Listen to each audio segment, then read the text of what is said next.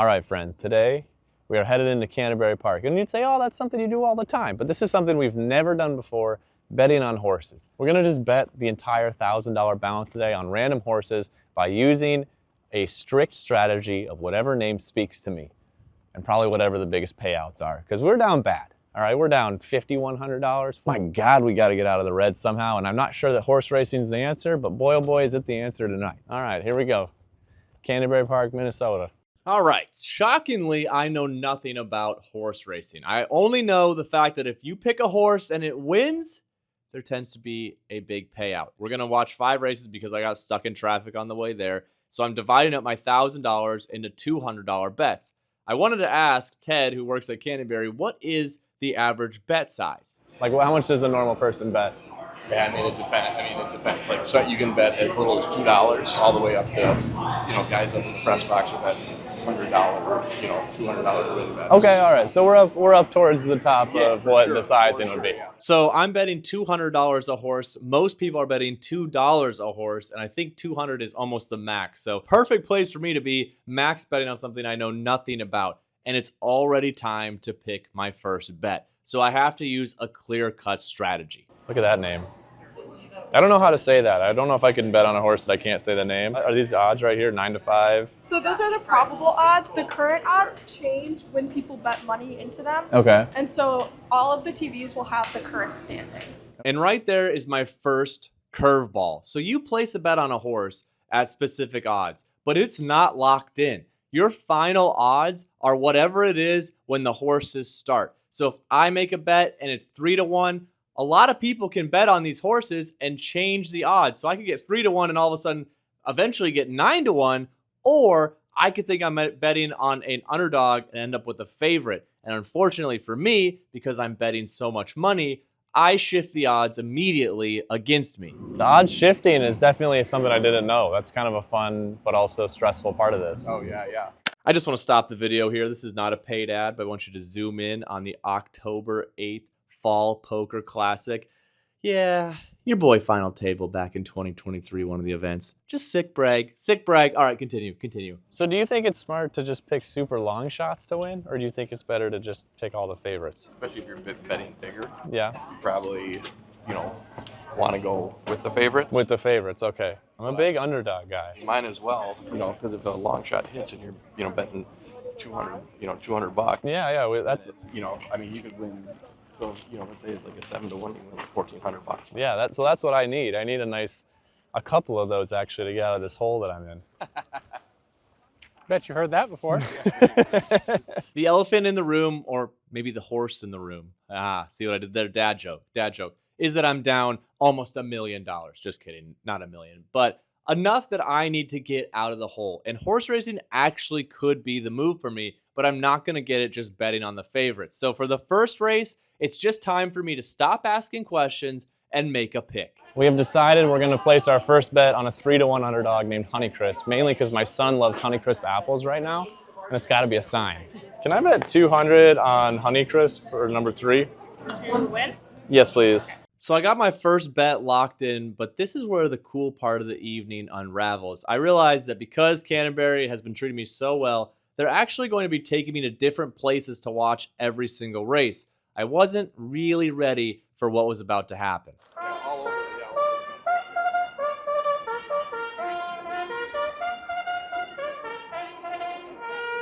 Look at him coming out strong. See him there? He's like up on the other horse. He's talking shit early. Follow you? And people can't usually watch it from over here, right? This is some exclusive viewing. Yeah, so this is the laser. Don't go that way. Don't go that way, okay. There's no way I could cheat for number 3 to win.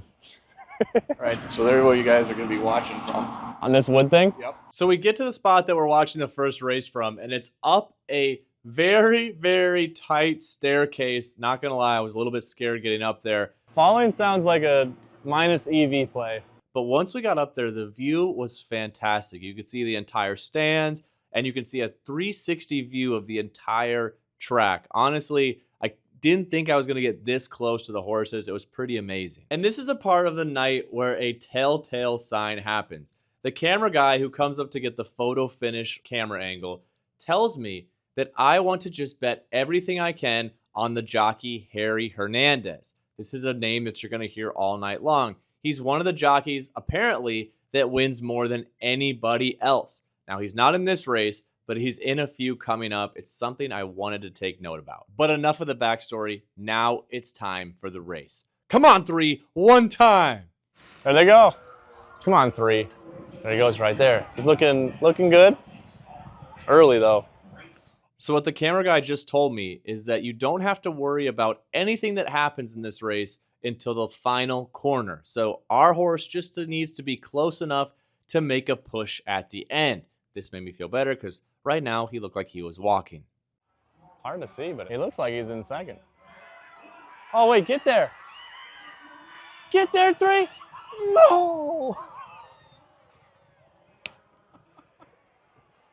Oh, inches.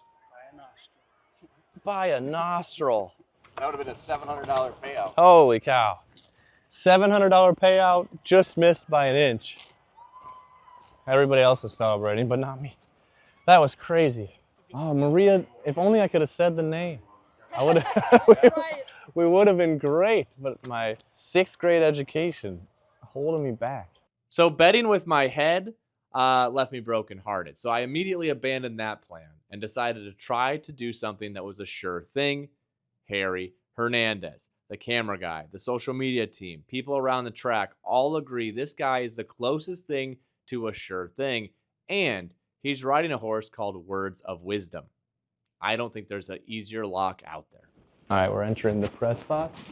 The only thing better than betting on the best jockey is to get the best view, and that is what we had for the very next race at the press box. Now, most people can't get up here, but when you walk in, it's everything that I personally would look for in a viewing experience. Couches, TVs, and a great vantage point of the track. And now it's time to place my bet. Luckily, there is a box up in the press box that you can just place a bet. No line, no person, just put the money in, pick your bet, and it prints you off a ticket. Super convenient. What could go wrong? We'll see. What I'm very excited to find out is how the cash out process works if we ever win a race. Now, if you know me, you know I never want to bet on a big favorite or somebody that doesn't have a big payout. But when I started looking at the board, you can actually see how much people are betting on these horses to win. Our horse has $1,100 bet on it. The second most is $390. I bet $200 on this horse. That shows you how much we are betting compared to other people. It's absolutely crazy. So, yes, we're betting a lot of money, but maybe, just maybe, it's a smart move in this spot. A small fun fact was that before this started, I was going to just bet 3 on every single race. In this race, he's 11-1. Our horse pays out 4-5, a drastic difference, but just shows that people know more than I do, right? Now 3 wins right now, I'm gonna be sick. Imagine if Secret Potion wins. You can always cancel and go with the long shot. That's the toxic vibes we need. How do you feel we're doing? I mean, we're down 1, but the night is young. I think this is a very important one. Yeah. If this one does not pan out, then we might be in a dark spot. If it doesn't, we're picking the biggest long shot in the next one. We want that 19-1. Oh, it's 20-1 now, actually. Should I just go throw 100 on that? 20-1. 100 on 6 right now? I don't know. We have 1 minute to post, so. All right, we're just gonna rock with 4. We'll just rock with 4. All right. We'll take the easy one here. Staying conservative. Interesting. If 6 wins, though, I'm gonna have to go home. Enough back and forth. We are sticking with our bet. Now it's time to let the horses run. Who'd you bet? 4. Okay, Yep. safety first. I Yeah, get we it. went safety. And the 3's loose at 14-1. Okay. Yeah. 6-5. It's like a bad blackjack table. It just kept getting worse. It did. 4 needs to get through here. Come on, 4. Oh, he's picking up speed. No. We keep picking the second best horse. Well, it wasn't 6, so we can sleep well tonight. Down 400. So we went with Harry Hernandez in the last one, and Harry burned us. He did. So maybe Harry's out. You dead though. The only thing worse to me than losing is losing when you're betting on favorites. I know everybody loves Harry Hernandez, but after that, I couldn't continue to bet the favorite and get burned. We had to try something else. So in the next race, me and Justin decide that we're just going with horse number 1, Too Practical. We're not going to say anything other than it's good value and a great name. What more could you ask for? We just need a winner. Is it too practical? I can't even finish that joke. So it was just 5-1. Let's go see what happened after I bet 200 on it. I bet you it's totally changed now. Let's go see. It's 2. It's 2. It's 2 now. There's $328 bet on it to win. We have 200 of that. The best part about this next race is I'm watching it in the booth with Paul Allen. For those of you that don't know, he's the Vikings radio announcer and has the most energy out of any human being I know. He has some of the most classic calls anyone has ever seen when it comes to radio football. It's a Minneapolis Marathon! To sit next to him is the best. Now, I'm just hoping, though, that it's not like watching the Vikings and we can actually win and both be happy. This is huge. This is a big moment. It's at 4 now. If one wins, it'll be the biggest horse racing win of my life. Look at this legend right here. The Casino King has infiltrated the box. What are you going to tell me who you bet on? Number 1. Number 1? Number 1. Do we like him? We got 2 practical, 4.5 to 1 right now, 200 to win, right? Yep. Wow, so we're looking at over a dime. Cool. That's what we need. Yeah. That's what we need in the worst way, to be honest. I'll call the race for you and low-key root for you during the race. I need that. Voice of the Vikings. You know, we need every bit we can get. It's post time for the Casino King Classic. Here they come. And they're racing.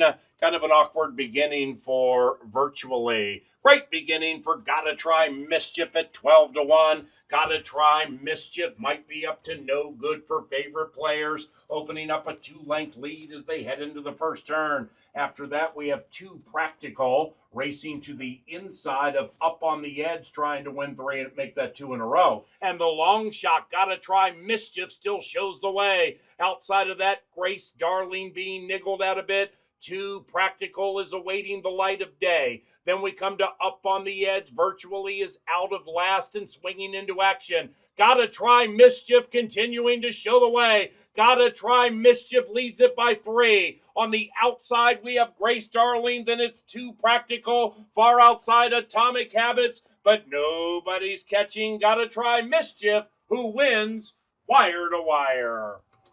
Well, Not even close. Casino King might be Casino Popper, if only for a race.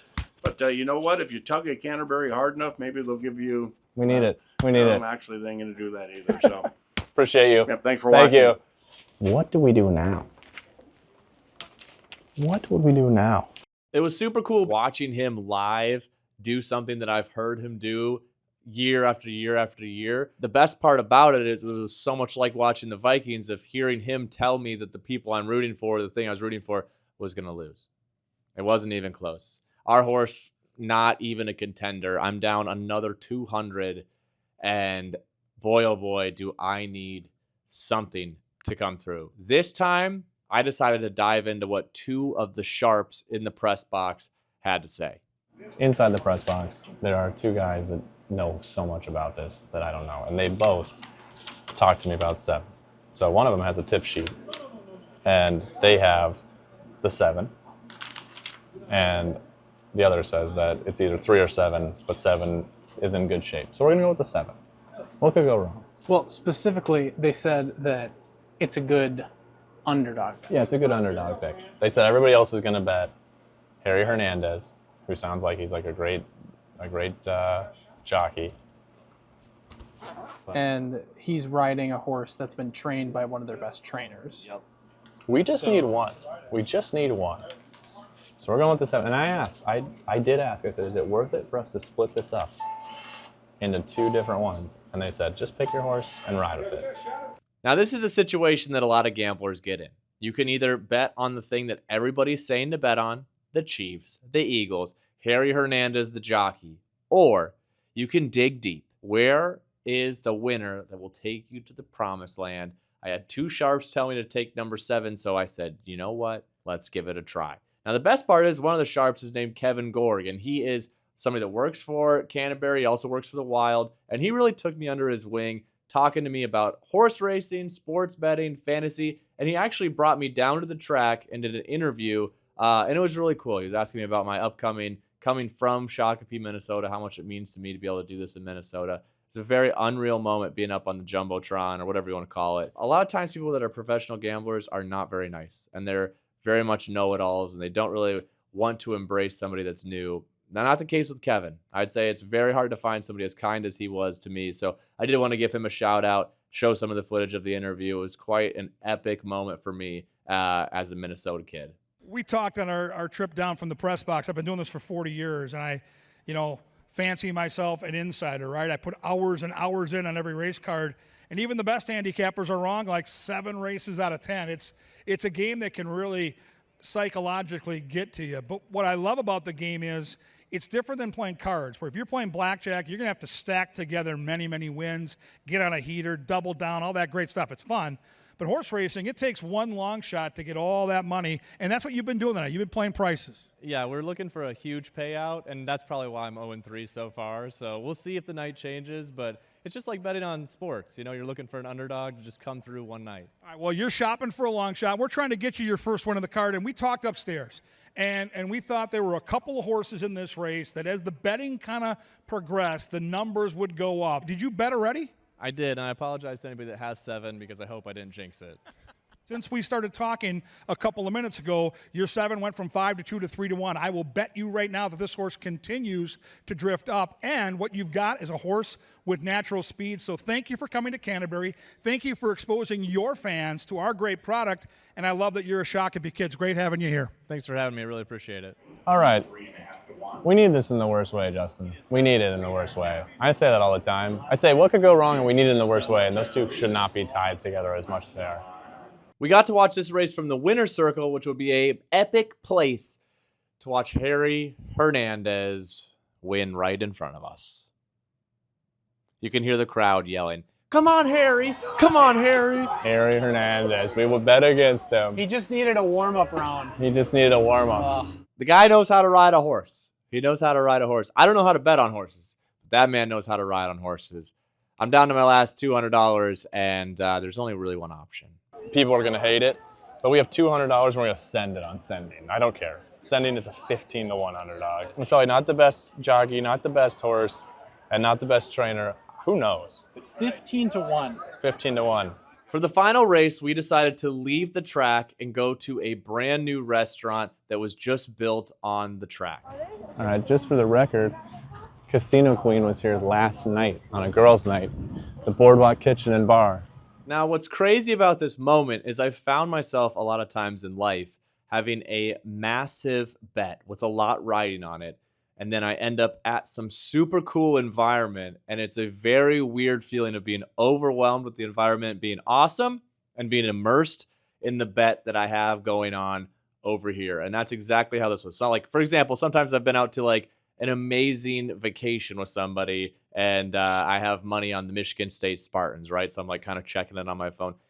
It's kind of how I felt walking into this place, where it's like amazing patio, such cool ambiance, but yet my entire night is on some crazy underdog, like a Sunday night football underdog to get out of the hole. That's what it was on Send. If Send somehow pulls this off, it will be the most epic win of the series. And if he runs like the last 2 horses, it'll be the most sad moment of the entire night. I go to place my bet, and one of the funniest things about that is that there is a small square at the boardwalk that you can walk over into Canterbury property and place a bet legally. All right, so we're on the restaurant property, Canterbury property. Now I can bet. Can I do 200 on sending 3? And Justin tried to talk me into just betting 100 because there's one more race. Nah. All right, put 200 on a massive long shot. So You put 200 on the long shot? on sending, yeah. Oh my There's God. currently 15 at when it was printed. It's 9 to 1 now? Yeah. Can you guys believe that this man pays me to film him Lose money? sweating and losing money? And now there's only one thing to do but find a TV and watch our fate. When the horses take off, I can't believe my eyes. There he goes. Oh my God, he's winning. He's winning, and he's winning by a lot. This could not actually be real. I honestly cannot imagine a world that any other systematic things could happen. Losing the first race, losing to Harry Hernandez, watching Harry Hernandez win against me, and then randomly being on tilt, finding this one horse to bet it all. This is what dreams are made of. He's winning right now, Justin. He's winning right now, Justin. He's winning right now, Justin. He's winning right now, Justin. He's winning right now, Justin. These are shorter races. He's winning right now. He's getting tired, Justin. He's getting tired. He's getting tired, Justin. But he's winning right now. Find that last bit. Oh, he used it up too much. No. Come on, 3. Come on, 3. Oh, he's. Oh, come on, 3. He looks tired. He's in it though. Oh no. Come on. Come on, 3. Come on, 3. No. Push. Push. No. Oh no. Oh, that makes me sick. He used it up too early. Too early. Had it. Oh, man. Overall, fantastic experience. Down $1,000, but honestly, almost worth $1,000 for the viewing, the treatment. I'm very excited to do some more horse racing stuff in the future. Let me know in the comments if you guys would like more regular horse racing content, because I got the bug, and I would love to either follow some of these sharps and just see how they do and sweat it out, or maybe try to become a little bit more of an intelligent horse race bettor myself. Let me know in the comments, guys. Please hit the like button, subscribe. Appreciate all the support. The red number keeps going down, but the subscriber number is going up, so that's a participation trophy in itself. I love you guys. I'll see you next week. God damn it!